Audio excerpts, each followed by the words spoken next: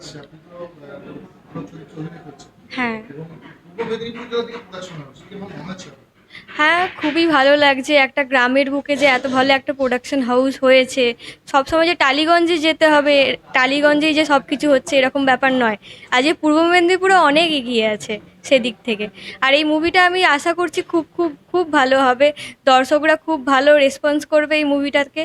আমি এটাই চাইছি। আর ওরে প্রিয়া মুভিটা একটা মানে খুবই মানে ভালো স্টোরি, এখনই রিভিল করছি না ব্যাপারটাকে। তো সবাই নিশ্চয়ই এটাকে সাপোর্ট করবে। কি এর আগে পর্দায় কোনো কাজ করেছেন আমি এর আগে জিতে কাজ করেছি, এর আগেও আমি মুভিতে রজতাভ দত্তের সাথে স্ক্রিন শেয়ার করেছি। আমার আরও একটা মুভি আসছে, সেইটাও মানে কাজ চলছে। তো মানে টুকটাক টুকটাক কাজ করতেই চলে, মানে আমার মোটামুটি। কলকাতায় টালিগঞ্জে কাজ করার পর পূর্ব মেদিনীপুরে প্রোডাকশন হাউসে কাজ করছেন, কেমন কি লাগছে?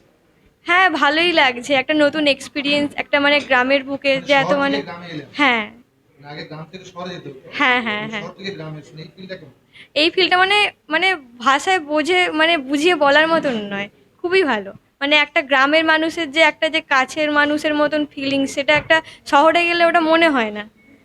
ওই যে একটা ভালো ব্যাপার ওইটা তো আছেই। আপনার নাম? রানী চক্রবর্তী।